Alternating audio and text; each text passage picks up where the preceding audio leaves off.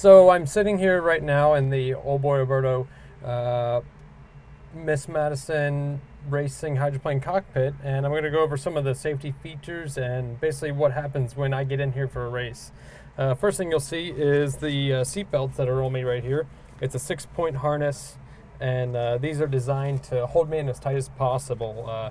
When the crew guys strap me in, there's one on each one of these belts, and they pull down as hard as they can, and basically they cannot get them tight enough for me. So when they pull down, basically it takes all the breath out of my system, and then I'm ready to go racing.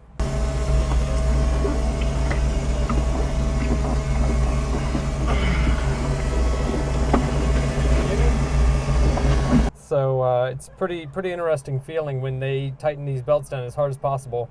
It's still, you'll be amazed when you watch onboard video how much I still move around inside the cockpit. It really shows you how massive and how much G-force goes on in one of these hydroplanes.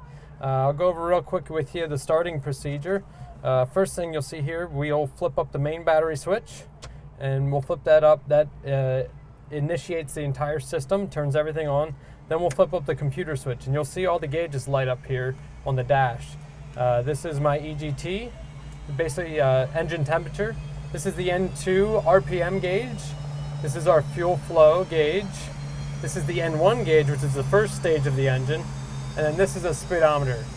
I don't want to look at the speedometer. I don't want to know how fast I'm going. So this one's more for data when we look back inside the truck after a heat race. The only other two gauges we have in here, we have an engine oil pressure gauge and a gearbox oil pressure gauge. And this shows me, basically I just have to glance at these every once in a while just to make sure there's good pressure going to all the systems behind me. So the other last thing I'll show you, and this is probably the biggest thing inside of the cockpit, is this little red light right here on the dash. This red light is my gauge for the N2, and what we have as a rule is we're allowed to run up to 110% N2. And what that means is the second stage of the engine can turn 110%. Once we get to 110%, that light will come on. It's a big idiot light. You'll see them a lot in racing on oil pressure gauges when pressure gets down too low. This is that same concept. This light will come on when we're at 110%. We're allowed to go 3 seconds long at 110%. Once we go 3 seconds, I have to back off.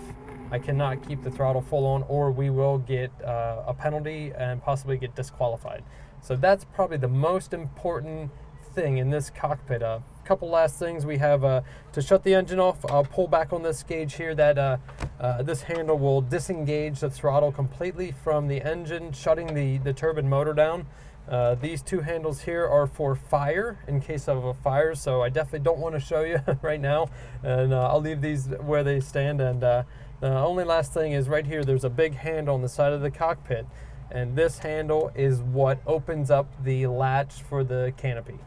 So this switch package up here is basically another way that we start the engine.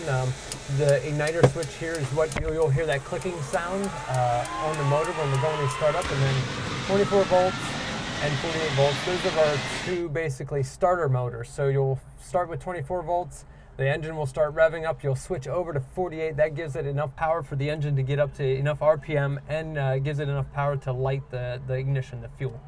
So basically that's what happens inside of one of these unlimited hydroplane cockpits. Hope you guys got a little information, and hopefully you guys get a chance to hop inside one of these one day. It's a pretty cool experience.